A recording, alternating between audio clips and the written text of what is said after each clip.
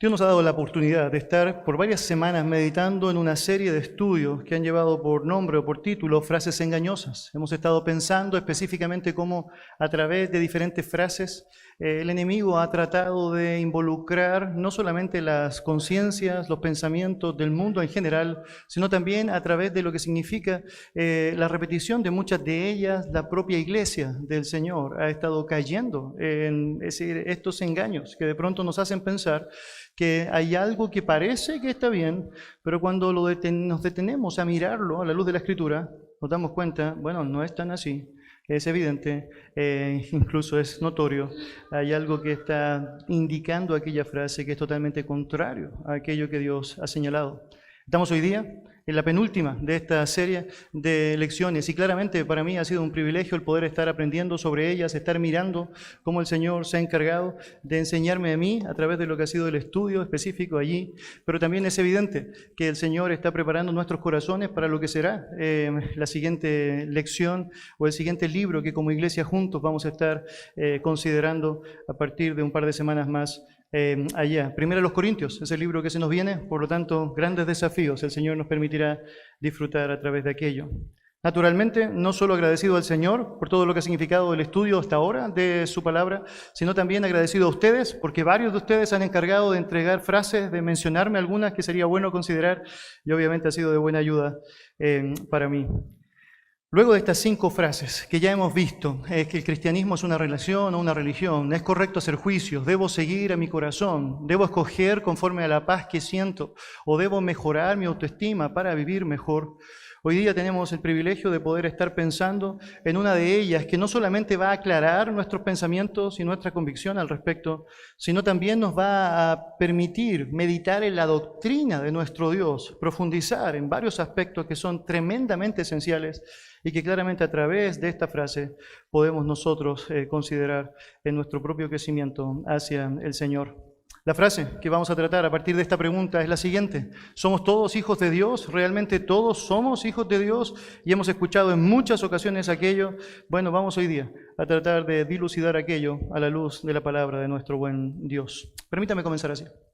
Cuando pensamos en cuál es la razón o el origen de por qué específicamente esta frase se ha hecho común, bueno, una forma en cómo eso puede ser explicado, y R.C. Sproul lo determina de una manera muy buena, es básicamente a través de lo que fue la influencia del liberalismo allá en el siglo XIX.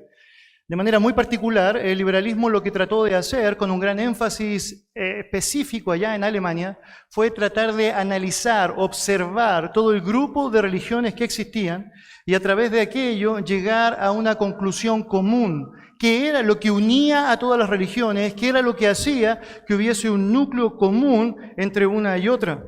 Esto que se llamó religión comparada y que fue parte habitual de las lógicas de disciplinas académicas, hizo que antropólogos, sociólogos y teólogos invirtieran muchísimo tiempo en esforzarse en encontrar cuál era la esencia de la creencia de cada una de las religiones que podían observar y también, naturalmente, cuáles eran las similitudes que podían encontrar entre hindúes, musulmanes, judíos, cristianos, budistas, etcétera, etcétera, etcétera. Una muestra de las conclusiones que lograron hacer a partir de aquello es lo que podemos notar a través de uno de los libros que resplandeció más en términos de conocimiento, no en términos de su contenido, y que tenía que ver específicamente con este intento de querer mostrar qué cosa ligaba a las religiones una con otra. Un hombre llamado Adolf von Harnack, teólogo luterano alemán, escribió un libro que traducido al español es La esencia del cristianismo. A través de él nosotros podemos notar cuáles fueron los intentos de este hombre por tratar de llegar a conclusiones específicas en cuanto a esta ligación entre una religión y otra. Y cuando lees el libro te darás cuenta que hay 2 premisas bien relacionadas que él logró concluir. La primera es la paternidad universal de Dios, es decir, Dios es el Padre de todos. Y la segunda es la hermandad universal del hombre, es decir, no solamente Dios es el Padre de todos, sino además, por consecuencia natural, todos los seres humanos son hermanos unos con otros. De ahí en más, Hemos crecido en una cultura en donde esa influencia que comenzó allá con una alta disposición cultural empezó a afectar profundamente al cristianismo, al punto, es decir, que muchos de nosotros hemos estado inmersos simplemente en repetir frases como esas sin meditar en todo lo que está referido con relación a la Escritura. Quien ha enfatizado mucho ese concepto de la paternidad universal de Dios y también de la hermandad universal es específicamente la Iglesia Católica. De hecho, el Papa Francisco ha sido el gran impulsor de hacerlo cada vez más fuerte y más notorio.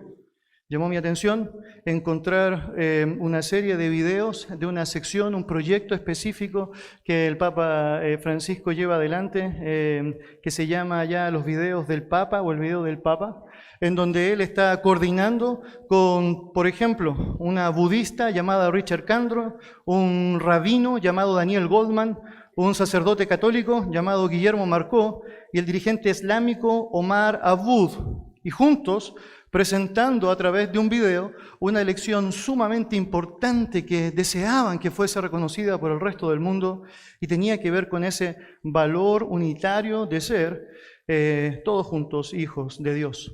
Permítame citar para usted. El video comienza con el Papa señalando lo siguiente: la mayor parte de los habitantes del planeta se declaran creyentes. Esto debería provocar un diálogo entre las religiones. No debemos dejar de orar por el diálogo y colaborar con quienes piensan distinto. Luego de aquello aparecen los diferentes religiosos que he mencionado anteriormente, quienes declaran creer en un Dios distinto, pero un Dios al fin y al cabo, un Dios en definitiva. Para luego pasar otra vez a la escena con el Papa, que agrega lo siguiente: muchos piensan distinto, sienten distinto, buscan a Dios o encuentran a Dios de diversas maneras. En esa multitud, en este abanico de religiones, la única certeza que tenemos para todos es que todos somos hijos de Dios. Bueno, ¿cómo asumirás?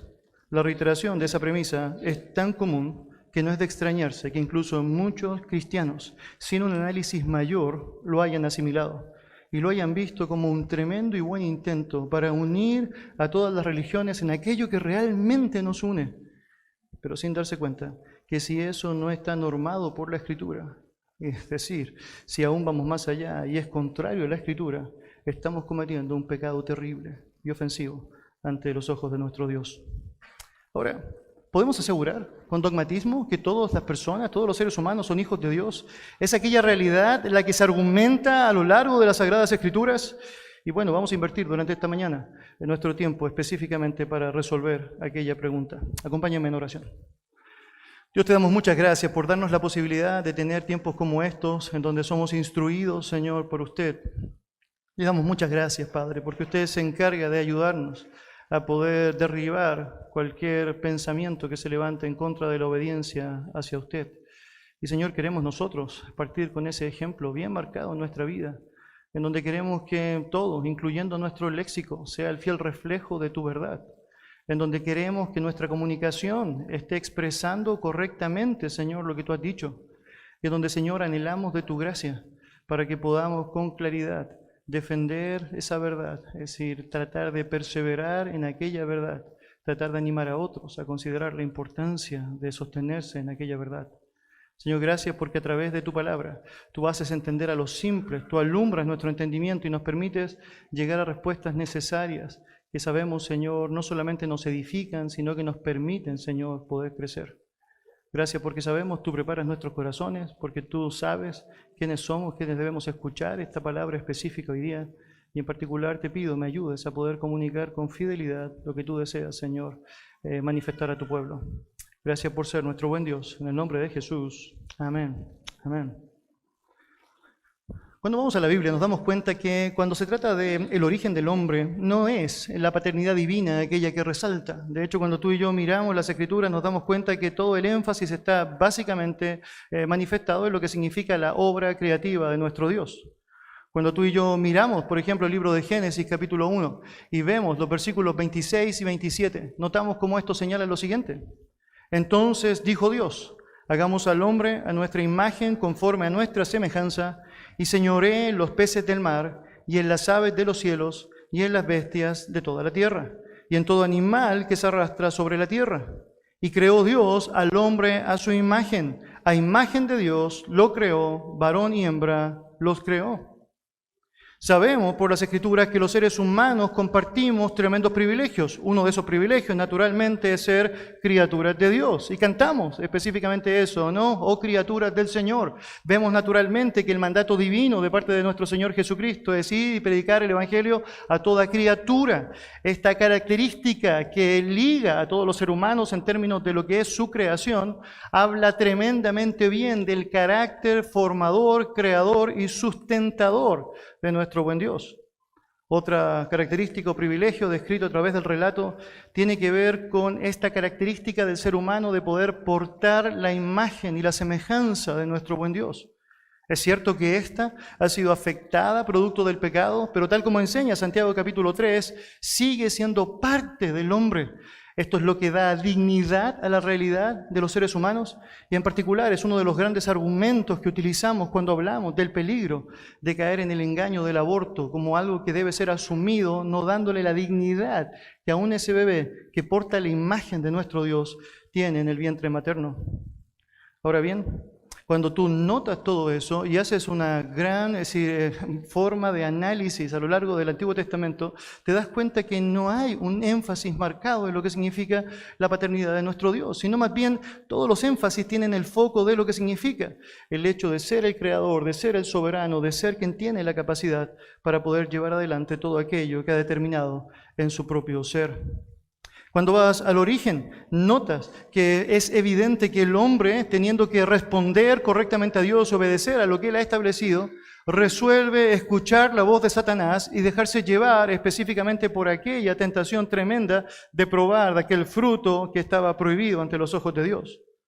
Cuando el hombre lleva adelante el ejercicio de su pecado, lo que tú y yo sabemos es que inmediatamente los costos se empiezan a manifestar, las consecuencias empiezan a ser latentes. El hombre es apartado del Edén, es destituido de la gloria de Dios, la comunión con Dios se estropea por completo.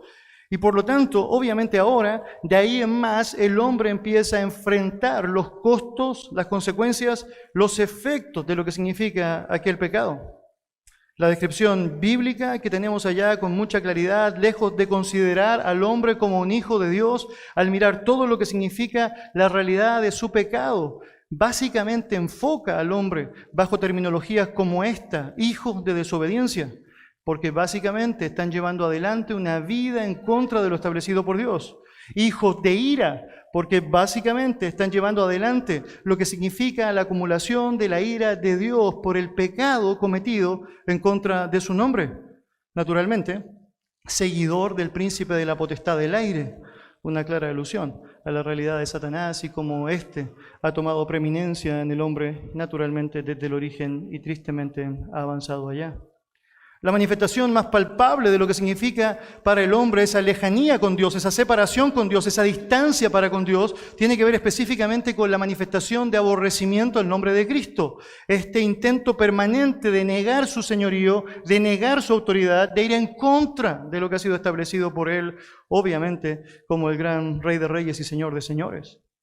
Por lo tanto, cuando miras la Escritura te das cuenta que no solamente no tienes menciones que están argumentando el hecho de que por creación, simplemente por el hecho de estar acá, las personas son hijos de Dios. Por el contrario, toda la evidencia bíblica dice que al estar acá y al vivir en contra de los parámetros divinos, estás reflejando que honestamente aquella no es una marca distintiva del ser humano. Acompáñeme en su Biblia, por favor, al libro de Juan, capítulo 8. Quiero compartir con usted un relato bien interesante, lleno de lecciones al respecto, que solidifica la lección bíblica en relación a lo que significa la paternidad divina.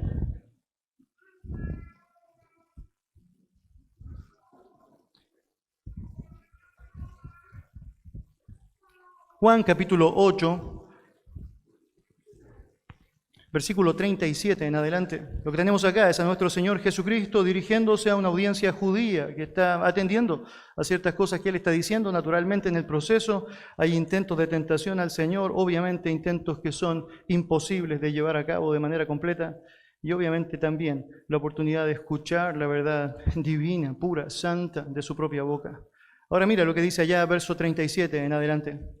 Sé que sois descendientes de Abraham, pero procuráis matarme, porque mi palabra no haya cabida en vosotros. Yo hablo lo que he visto cerca del Padre, y vosotros hacéis lo que habéis oído cerca de vuestro Padre.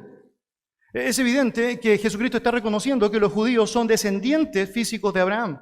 Pero a diferencia de lo que ellos pensaban, esto no era en sí mismo una catalogación que permitía que ellos fuesen herederos del cielo y que obviamente disfrutaran de la seguridad eterna. Ellos se sostenían en esta idea, pero francamente, a través de eso, justificaban prácticas que claramente y de manera constante iban en contra de lo que el Señor había establecido en su palabra. De hecho, cuando miras la narración bíblica, te das cuenta que Cristo está enfatizando que lo más importante es una relación con Él por medio de la palabra, una palabra que tristemente están despreciando, no haya cabida en ellos, y un Salvador que están francamente desechando porque quieren matarle, tal como dice el relato. En el verso 38, usted y yo podemos apreciar que la razón para el rechazo era porque básicamente tenían un padre distinto. De hecho, Jesucristo está diciendo en el verso 38, yo hablo lo que he visto cerca del Padre. Y no te hace un contraste. Y vosotros hacéis lo que habéis oído cerca de vuestro Padre. Wow. Por lo tanto, al menos sabemos hasta ahí que no necesariamente si todos los hombres comparten el mismo Padre. Es decir, al menos hay un grupo acá que refleja lo contrario. Ahora mira. Cuando miramos allá, sabemos que el Padre de Cristo es evidente, ¿no? En nuestro Dios. ¿Quién es entonces el Padre de los incrédulos allí? Mira lo que dice versículo 39. Los judíos tratan de responder a aquella interrogante señalando que su padre es Abraham. Abraham. Es conveniente decir aquello, ¿no? Dice verso 39. Respondieron y le dijeron, nuestro padre es Abraham. Jesús les dijo, si fueseis hijos de Abraham, las obras de Abraham haríais, ¿o no? Es decir, ¿no fue el reflejo de su padre o no? Si su padre ha hecho cosas correctas, naturalmente, ustedes deberían tratar de preservar ciertas cosas en lo que significa su honor a él y en lo que significa una buena imitación hacia él. De hecho, cuando tú miras la Escritura te das cuenta cómo el énfasis en la vida de Abraham está volcado a su fe, a su confianza en Dios, al asumir que no se trataba con las obras de la carne o las obras de la ley, sino más bien con la fe que justificaba aquello que podía hacerte salvo. Y cuando miramos a estos hombres, nos damos cuenta que todo el intento de su vida tenía que ver con demostrar que ellos eran capaces en sí mismos de lograr la salvación. De hecho, vemos cómo en la iglesia primitiva el gran problema que los verdaderos creyentes tuvieron que enfrentar era esta influencia que decía que para ser salvo debías creer en Cristo, pero además tenías que circuncidarte o judaizar o participar de ciertas normas o prácticas establecidas por el hombre. De alguna manera tratando de demostrar que a través de mis actos estaba haciendo algo para ganar algo que sabemos bíblicamente no puedes ganar en tus propias fuerzas. Por lo tanto, dice el Señor, si ustedes realmente fueran hijos de Abraham, que es el argumento que está lanzando sobre la mesa, bueno, debería decir, ustedes no están siendo fiel reflejo de Él. El testimonio de Dios relativo a Abraham señala, por ejemplo, en Génesis 26, versículo 5, que él tenía una disposición a oír la voz de Dios, a guardar lo que Dios había dicho a través de sus mandamientos y obedecer. Algo muy distinto a lo que los judíos estaban haciendo en aquel momento. No querían oír, de hecho querían destruir y matar al mensajero. Obviamente no querían aceptar el mensaje, naturalmente estaban completamente contrariados con la realidad de la verdad establecida por nuestro Dios. De hecho, Abraham no es culpable de ningún asesinato, pero ellos están a punto de matar a Cristo. Por lo tanto, ese no es su padre. La verdad, ustedes no conocen bien realmente a ese padre. Lo cierto es que hay otro padre que está instigándoles a hacer lo que están haciendo. Mira cómo continúa el texto allá en tu Biblia, por favor, versículo 40. Pero ahora procuráis matarme a mí, hombre que os he hablado la verdad, la cual he oído de Dios. ¿No hizo esto Abraham? Vosotros hacéis las obras de vuestro padre. Y les vuelvo a decir, ¿o no? Es decir, Abraham hacía exactamente lo mismo que yo estoy tratando de hacer, comunicando la verdad, diciéndoles la verdad. Pero no, ustedes no están siguiendo, ninguno de los dos están básicamente siguiendo la obra de vuestro padre. Nuestro Señor reitera aquel punto, por lo tanto, naturalmente demanda una respuesta. Note lo que dice el texto a continuación. Entonces le dijeron, nosotros no somos nacidos de fornicación, un Padre tenemos que es Dios. Y nota ya tan interesante el texto, ¿no? Ellos ahora literalmente se picaron, ¿no? Es decir, no les gustó la escena, ¿no? Entonces buscaron una forma en cómo podían ofender a Cristo. Y nota lo que dicen, mira lo que hacen. A través de una burla, una ironía, de humor negro, le dicen, ¿no? Nosotros no somos hijos de fornicación. Y es porque naturalmente el nacimiento virginal de Cristo había levantado, entre otras cosas, rumores que decían que básicamente Él había nacido producto de una relación incorrecta o impropia. En ese contexto, naturalmente, Jesucristo no cae en el juego de ellos y naturalmente también se enfoca en lo que es francamente importante, que es terminar de decir toda la verdad. Ellos, después de haber tratado de justificar sus actos diciendo que son hijos de Abraham, ahora dicen con claridad, no nos vas a decir que hay otro Padre, nuestro Padre es Dios. Lejos de manifestar autocontrol, ellos están tremendamente molestos, ellos están completamente ofendidos por medio de las afirmaciones que han escuchado salir de la boca de nuestro Señor. Y ya que el argumento de ser hijos de Abraham no funcionó porque no estaban reflejando la vida que Abraham había llevado, los actos que Abraham había llegado, bueno, ahora piensan que ser hijo de Dios puede ser una mejor ayuda, pero francamente no la es. Sabemos por evidencia bíblica que Dios se cataloga a sí mismo en el Antiguo Testamento como Padre de la nación de Israel. Naturalmente tenían una forma en cómo ellos podían tratar de aferrarse a aquella realidad. Pero otra vez seguía pasando exactamente lo mismo. Eso no tenía ninguna relación con lo que implicaba una relación espiritual. No tenía ninguna relación con lo que implicaba una afiliación correcta con Dios, en donde estoy siguiendo su voz, obedeciendo lo que Él señala, viviendo en conformidad a lo que Él ha demandado. Eso es tremendamente distinto en cuanto a lo que significa decir que soy hijo de Dios, a en la práctica hacer lo que significa ser un hijo de Dios. Cuando vemos estos 4 hombres que junto al Papa se juntan para decir que todos creen en el mismo Dios y todos son hijos de Dios, pero cada uno de ellos lo hace a su manera. Bueno, ¿hay un Dios bipolar, tripolar, cuatropilar? Es decir, no hay una forma correcta de entender cómo tú puedes presentar una adoración a un Dios que se manifiesta de maneras tan distintas y opuestas incluso el uno del otro. La única justificación es querer hacer finalmente lo que tú quieres, querer llevar adelante lo que tú deseas. Mira lo que dice versículo 42. Jesús entonces les dijo, si vuestro Padre fuese Dios, ciertamente me amaríais, porque yo de Dios he salido y he venido, pues no he venido de mí mismo, sino que Él me envió. ¿Por qué no entendéis mi lenguaje? Porque no podéis escuchar mi palabra. Si realmente los judíos fuesen hijos de Dios, el gran argumento de Cristo planteado ahora es que no le rechazarían a Él. ¿Por qué? Porque Él fue enviado por Dios. Es decir, ¿cómo es posible que ustedes señalen ser hijos de aquel a quien claramente están ofendiendo al despreciarme a mí? Como Jesús les había dicho anteriormente, y hay evidencias claras que la misma audiencia es parte de aquello, allá en Juan capítulo 5, versículo 23, el que no honra al Hijo, no honra al Padre que me envió, y también allá en el capítulo 15, versículo 23, el que me aborrece a mí, también a mi Padre aborrece.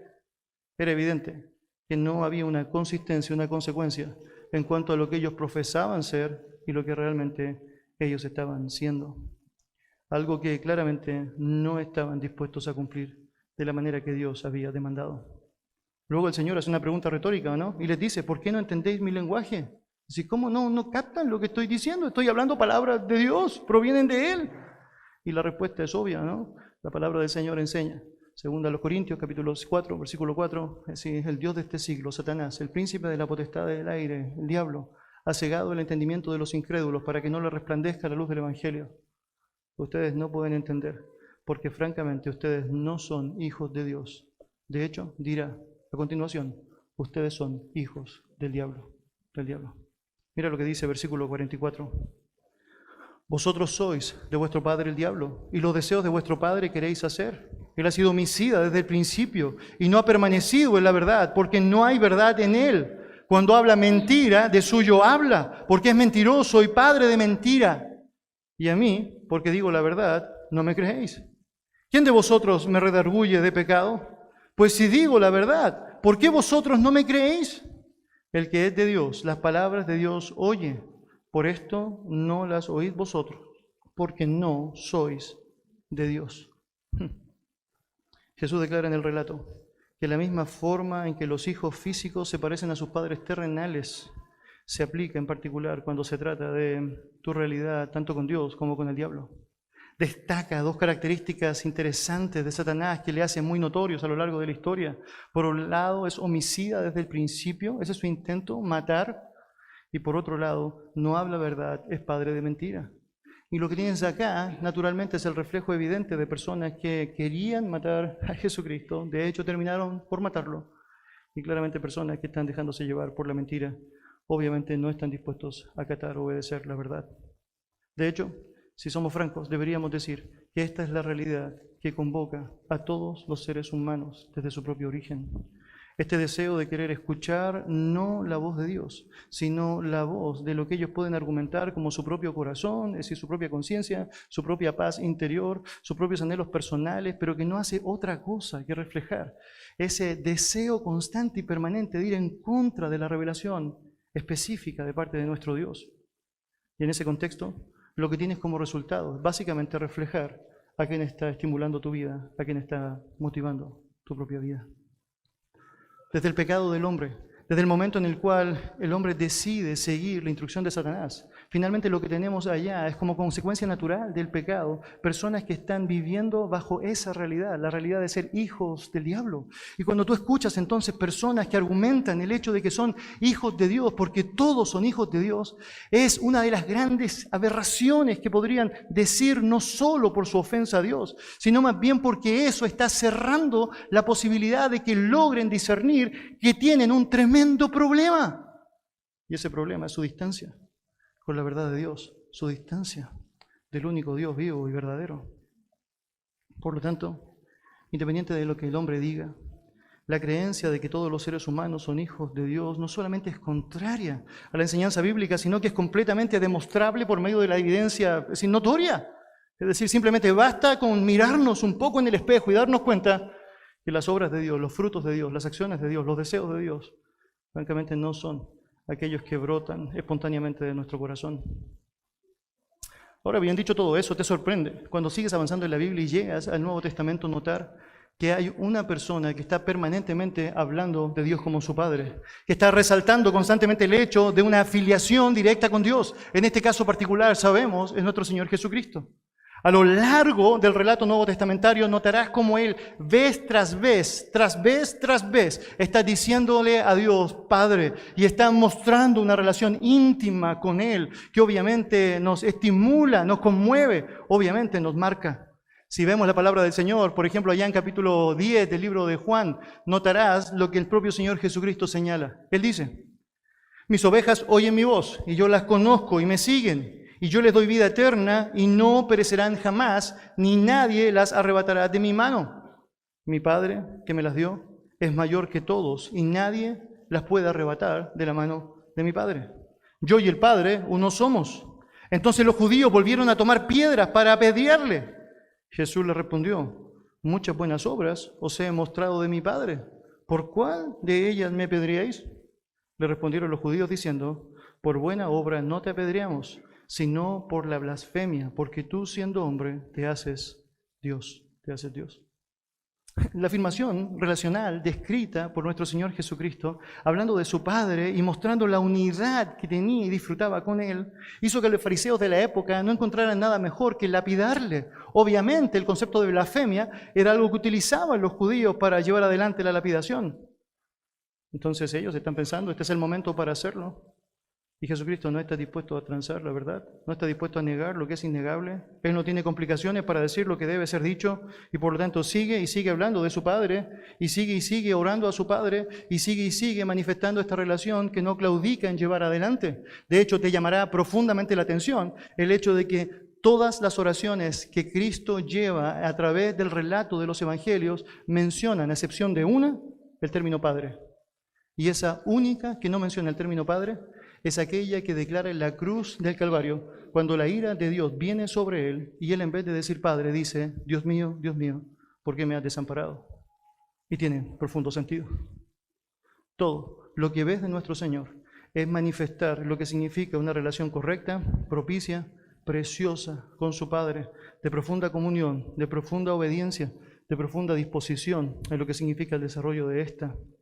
Ahora, Esta declaración que Jesucristo está llevando adelante vez tras vez no es solamente unilateral. De hecho, notarás que las 3 veces en donde la voz de Dios de manera audible se hace notoria en las descripciones de los relatos de los evangelios, están mencionando básicamente a Dios en su reconocimiento a Cristo como su Hijo. Seguramente usted podrá imaginar o recordar esta escena en donde Él está empezando su ministerio público, pasa por las aguas del bautismo y el Dios del cielo allá expresa abiertamente: este es mi Hijo amado en quien tengo complacencia. Una más probablemente la recordarás en el monte de la transfiguración, Dios mismo hablando y diciendo: este es mi Hijo, a Él oíd, a Él oíd. Por lo tanto, no tenemos acá una relación en donde solamente una parte está actuando como hijo y el otro simplemente está aceptando, a decir, bueno, ya, si él me quiere decir padre, que me diga padre, está bien. No, lo que tenemos acá en la práctica es una relación profunda, íntima, tremendamente relacional, una filiación que es claramente evidente. Él lo reconoce como padre y el padre lo reconoce a él como hijo. De hecho, hay muchos términos teológicos que tratan de expresar aquello. Pero Jesucristo es el único Hijo engendrado por el Padre. El único. Y es el único que tiene el derecho de llamarle Padre, a no ser que algo más la Escritura nos diga y que guarde relación directa con Él. Déjenme decirlo de esta manera. Cuando la historia de Jesucristo con sus discípulos avanza, llega un momento particular en donde ellos le están diciendo a Jesús: hey, ¿cómo podemos orar? Enséñanos a orar. Y de pronto llegas allá a una porción tremenda de Mateo capítulo 6, versículo 9, en donde ésta declara lo siguiente: Jesucristo enseñándole a sus discípulos: bueno, vosotros oraréis así. Note: Padre nuestro que estás en los cielos, santificado sea tu nombre. En otras palabras, no solamente Jesucristo tiene la capacidad, la autoridad, el poder para poder relacionarse directamente con Dios y llamarle Padre, sino que además en la práctica lo que Él puede hacer es invitar a sus propios discípulos a que puedan dirigirse a Dios de la misma manera. Un privilegio que sabemos Cristo mismo es el que se encarga de hacer extensivo. Y es porque Él es el único, absolutamente el único, que podía hacer posible la relación correcta entre el hombre y Dios. El único. Déjeme compartir con usted lo que dice el libro de Gálatas, capítulo 4, versículos 4 en adelante. La palabra del Señor dice así: pero cuando vino el cumplimiento del tiempo, Dios envió a su Hijo, nacido de mujer y nacido bajo la ley, para que redimiese a los que estaban bajo la ley, a fin de que recibiésemos la adopción de hijos. Y por cuanto sois hijos, Dios envió a vuestros corazones el Espíritu de su Hijo, el cual clama: Abba, Padre. Así que ya no eres esclavo, sino hijo, y si hijo, también heredero de Dios por medio de Cristo. Wow, esto es precioso. Mire ya el detalle, el desglose de lo que está señalándose. En primer lugar, las palabras de Pablo son claras. Pero cuando vino el cumplimiento del tiempo, literalmente es cronos allá, es decir, el momento preciso, la hora precisa, cuando llegó el momento perfecto para que realmente apareciera. ¿Quién podía dar un sentido directo y claro, perfecto, a todos los hijos del diablo, a todos los hijos de desobediencia, a todos los hijos de ira? Bueno, específicamente cuando tenía que pasar, eso pasó. Y te llamará profundamente la atención todo el contexto histórico que está sucediendo justo cuando Jesucristo viene. Es decir, el Imperio Romano tiene el control de absolutamente todo, que se mueve mayormente en tranquilidad. Hay un idioma general que es conocido, que hace que se propague mucho mejor lo que significa el concepto de la verdad. Obviamente hay personas que están disponibles para ser parte de lo que significa esta propagación. El comercio y las rutas están establecidas como nunca en la historia del mundo antiguo. La conexión entre países, lugares, entre aún lugares marítimos a otros, es algo que se ha hecho de manera creciente. Por lo tanto, era el momento, el mejor de los momentos. Obviamente Dios lo determinó así. Y llega el Señor Jesucristo. Y lo que hace cuando viene Jesucristo es llevar adelante tareas normativas. Está cumpliendo con todo aquello que había sido establecido para con Él. Dice el texto: Dios envió a su Hijo, nacido de mujer y nacido bajo la ley, para que redimiese a los que estaban bajo la ley, a fin de que recibiésemos la adopción de hijos. Dios envía a su Hijo con una misión particular. Esta misión implicó nacer de una mujer, implica que se haga hombre real con naturaleza humana, para poder ser un representante de esa humanidad que ha caído, esa humanidad que siguió a Satanás, que está dispuesta a obedecer a Satanás, que odia a Jesucristo y cualquier expresión de la verdad, pero que de pronto tiene la posibilidad de recibir a ese Dios que es rico en misericordia a través de Jesucristo, quien está dispuesto a venir y lo hace aún cumpliendo todo lo que es necesario y demandado de parte de la ley, desde la circuncisión en el 8º día y todo lo que eso involucró, para poder otorgar esperanza y oportuno socorro a todos aquellos que pueden acudir a Él. Nuestro Señor, en la cruz del Calvario, lo que hace es recibir esa ira que tú y yo deberíamos recibir. Esa ira que nos hace hijos de ira, tal como dice Efesios. Tiene la posibilidad ahora el ser humano de poder notar que Cristo como su representante la tomó en aquella cruz. Y por lo tanto Él está dando allá la posibilidad para que aquellas personas que eran esclavos del pecado, que vivían sumidos a la ley, una ley que básicamente te muestra que tú no puedes lograr absolutamente nada de aquello porque necesitas a Dios, y que ahora puedes encontrar de manera plena en Jesucristo. Mira lo que dice el versículo 5. El verso señala a fin de que recibiésemos la adopción de hijos, la adopción de hijos. Es decir, el propósito del Señor Jesucristo al venir era pagar el precio que tú y yo deberíamos haber pagado por esta insistente y permanente intencionalidad en contra de Dios y su verdad, estos deseos por querer hacer prevalecer lo que yo creo que es mejor en contra de lo que Él ha revelado que es mejor. Jesucristo viene, toma forma de hombre, se entrega a la muerte y muerte de cruz, terrible muerte, para poder pagar el precio que tú y yo jamás podríamos haber pagado. Y allá, la posibilidad de que a través de creer en ese Señor, de entregar nuestra vida por completo a ese Señor, podamos disfrutar de lo que significa ahí y de ahí en adelante la realidad de ser un hijo de Dios por adopción, por adopción. Déjeme compartir con usted lo que dice Juan, capítulo 1, versículos 12 y 13.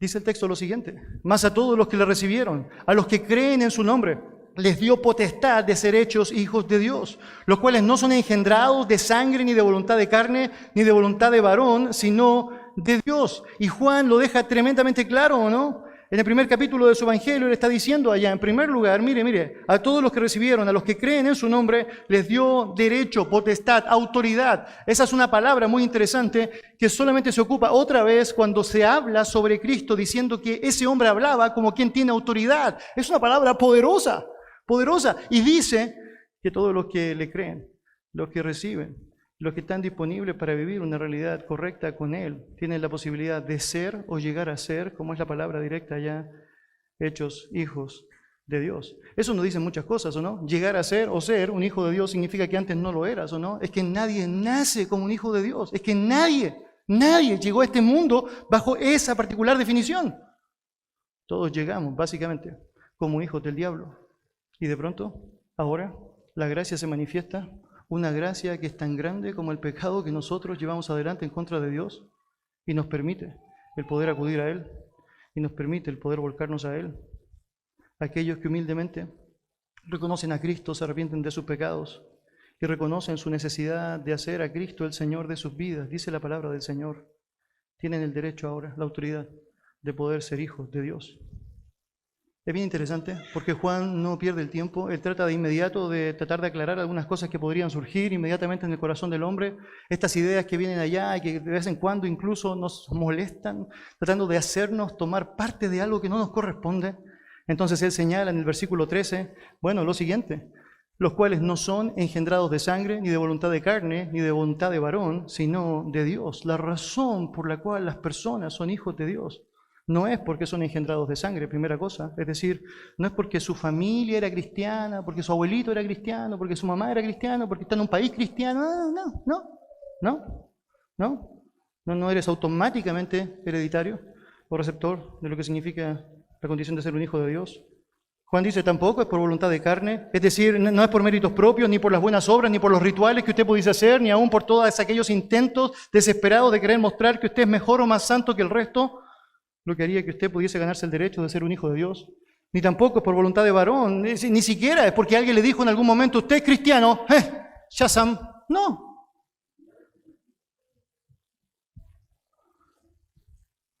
no porque alguien lo declare, no porque alguien trate de imponerlo, no porque alguien te haga sentir cómodo con lo que te dijo. Y obviamente no está mal escuchar de pronto que te ganaste el cielo, ¿no? No está mal decir que Dios es tu Padre. Eso no te hace ser necesariamente un hijo de Dios. Esto es una obra de Dios. Solo Dios puede hacer que una persona que no es un hijo de Él pase a ser un hijo de Él, y lo hace por medio de la adopción. De la adopción. Si volvemos a Gálatas, por favor, el texto que tienes allá arriba, nota lo que sigue, continúa el texto señalando, y lo hace a partir de un entendimiento de Pablo de lo que significaba el proceso de adopción bajo la cultura romana. Usted debe saber que los judíos no tenían instrucciones, no tenían normativas en cuanto a lo que significaba la adopción. Por lo tanto, lo que hace el apóstol Pablo es utilizar el modelo de lo que era la ley romana de adopción. Una ley que permitía y que claramente imponía al judaísmo ciertas normas que debían ser establecidas, al punto que aún un esclavo, que sabemos era para muchos despreciado en aquella época, podía ser adoptado por la familia que había pagado por él para que fuese su siervo, Nuestro Señor Jesucristo, allá en la cruz del Calvario, y mediante su sangre, lo que hace es comprar a los suyos por precio. 1 Corintios señala aquello con claridad. Y hace algo fantástico, no solamente los saca de su condición de esclavos del pecado, los pone ahora en la condición de esclavos de justicia. Muy interesante, el libro de Romanos declara aquello, pero no solamente les hace esclavos de justicia, sino que también les da el privilegio, la posibilidad preciosa de poder ser hijos, de poder francamente ser hijos. Y usted debe saber, la historia nos refleja una cantidad de esclavos literales que habían sido comprados en el mercado de esclavos por buenas familias que estaban dispuestos no solamente a recibirles como sus siervos, sino también a poder darle el privilegio de ser parte de la casa, sentarlo en su mesa y aún otorgarle una herencia. Una realidad que francamente solo puedes vivir en el contexto de Dios como tu autoridad. El privilegio de ser adoptado por Dios es una emoción inexplicable. Saber que tú y yo éramos hijos de ira, saber que éramos hijos del diablo, enemigos de Dios, y que finalmente tenemos el privilegio de ser adoptados por Dios. Es increíble, es increíble. ¿Por qué quieres perderte toda esa maravilla tratando de argumentar que eres hijo de Dios desde el origen? Cuando hay mucho más que puedes gozar al apreciar lo que el Señor en su amor estuvo dispuesto a hacer. Ahora, no solo eso. Cuando se trata de lo que significa la adopción, según la Escritura, no solo el Hijo está involucrado, según el Padre, con su autoridad, el Espíritu Santo también está involucrado. Mira lo que sigue diciendo el texto allá, versículo 6. Y por cuanto sois hijos, Dios envió a vuestros corazones el Espíritu de su Hijo, el cual clama, note, Abba Padre, Abba Padre. Al creer en Cristo, el Espíritu de Dios empieza a morar en nuestros corazones. La vida del creyente ahora está siendo instigada por el Espíritu de Dios, quien está llevando adelante algo que es precioso, un testimonio que permite que los creyentes puedan confirmar correctamente el hecho de que son hijos de Dios, tal como Romanos capítulo 8, versículo 16 describe. Y de hecho menciona este término Abba Padre, que era un término tremendamente relacional, que podía traducirse como papá o papi, la idea de una relación tierna, amorosa, afectuosa, que solamente puedes tener cuando francamente esta ha sido posibilitada por Dios. Mira la manera preciosa en cómo esto se refleja allá en el libro de Romanos, capítulo 8. La palabra del Señor dice, pues no habéis recibido, note, el espíritu de esclavitud para estar otra vez en temor, sino que habéis recibido el espíritu de adopción, por el cual clamamos, Abba Padre. El Espíritu mismo da testimonio a nuestro espíritu de que somos hijos de Dios. Y si hijos, también herederos, herederos de Dios y coherederos con Cristo, si es que padecemos juntamente con Él, para que juntamente con Él seamos glorificados. Los creyentes somos receptores de toda bendición espiritual, según el libro de Efesios capítulo 1. En el presente estamos disfrutando de todo aquello, pero también sabemos que en el futuro compartiremos con el Señor Jesús todas las riquezas de su reino, tal como Juan capítulo 17, 1 Corintios 3, 21, tal como la palabra en general está describiendo de lo que significa nuestro futuro en Él. Sin embargo, compartir a Cristo implica mucho más que solo recibir las glorias del cielo. También implica, es decir, la capacitación de Él para estar dispuesto a sufrir las penurias de la tierra y estar dispuesto a padecer, estar dispuesto a empatizar con lo que significa su propio sacrificio, sus propias burlas, su propio abuso, su propia crucifixión. Por lo tanto, ser coheredero de Él requiere de que el creyente esté dispuesto a padecer, si esto será una demanda establecida por Él. si esto fuese necesario. Y el mismo padecimiento que afirmará tu confianza y afirmará tu convicción hacia Él, será el que va a confirmar, lo que significa que Él simplemente pudo hacerte resistir lo que solamente Él puede lograr por medio de sus hijos. Esto fue lo que pasó con Cristo, ¿no? Él resistió con gozo, puesto delante de Él, confiando en el Padre. Tal como hemos aprendido de lo que la palabra del Señor nos enseña, la realidad de cada ser humano que llega a este mundo no es la realidad de ser un hijo de Dios. Por el contrario, es un enemigo de Dios, alguien que odia profundamente a Dios. Cuando miras honestamente tu realidad sin Cristo, es evidente que eso se hace latente a través de lo que estás haciendo, estás pensando, estás tratando de llevar a cabo. Ahora mira con interesante claridad cómo Dios a través de sus palabras nos enseña que aquel que es rico en misericordia por el gran amor que nos amó, está dispuesto a dar a su Hijo. El único que podía ser propicio para nosotros, la posibilidad de poder ahora establecer un vínculo que nosotros mismos nos encargamos de quebrantar para con Dios. Ese vínculo que ahora es posible poder hacer, se lleva adelante por medio de la obra de Él en nuestros corazones, que nos estimula para recibir el mensaje de su Evangelio, recibir el reconocimiento de Cristo en nuestra propia vida y creer de todo corazón en lo que Él es, al punto incluso de estar dispuesto a sufrir por su causa, si esto es necesario. Las glorias divinas, la esperanza bienaventurada, el privilegio de la eternidad gloriosa, hace que cada aflicción del tiempo presente no tenga ningún punto de comparación con lo que significa tamaña maravilla. Y allá todo eso lo recibes porque Dios te ha adoptado como un hijo suyo. ¿Qué es lo que deberíamos hacer frente a tamaña verdad? Bueno, yo diría, una de las cosas que podemos hacer, francamente, es estimular nuestro corazón para lo que significa el evangelismo. Es que hay tantas personas allá afuera que piensan que son buenos. Es que hay tantas personas allá afuera que piensan, francamente, que su corazón indica lo correcto. Es que hay tantas personas allá afuera que piensan que el fruto prohibido es tan sabroso y delicioso. Y francamente, usted y yo, cuando consideramos la maravilla de la adopción, nos damos cuenta que hay esperanza. Hay esperanza. Hay profunda esperanza. En la medida que nosotros consideramos la realidad de que todo el mundo caído es hijo de su padre, el diablo, y que hace las obras del diablo porque francamente es lo único que saben hacer, nos damos cuenta que tenemos una tremenda responsabilidad de mostrarles que hay otro camino, hay otra verdad, hay otra vida que se están perdiendo, absolutamente la están perdiendo. ¿Y la razón? Es porque francamente han sido consecuentes con su padre, el diablo. Por lo tanto, una gran reflexión que tú y yo podemos hacer a través de todo esto aprendido es que necesitamos hablar más de Él. Necesitamos decir mucho más de Él. Quizá la segunda reflexión que podría mencionarle, que tiene tanto sentido, tiene que ver con la de deleitarnos en el privilegio de ser sus hijos. Acompáñeme en su Biblia, por favor, a 1 de Juan, capítulo 3. 1 de Juan, capítulo 3.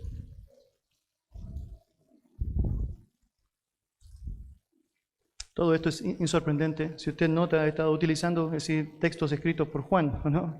El Evangelio de Juan y todo lo que significa las menciones de Jesucristo hablando al Padre. Por otro lado, también esta mención específica en donde Juan está presente cuando el Padre les enseña a orar, en donde ellos pueden empezar su oración diciendo Padre nuestro.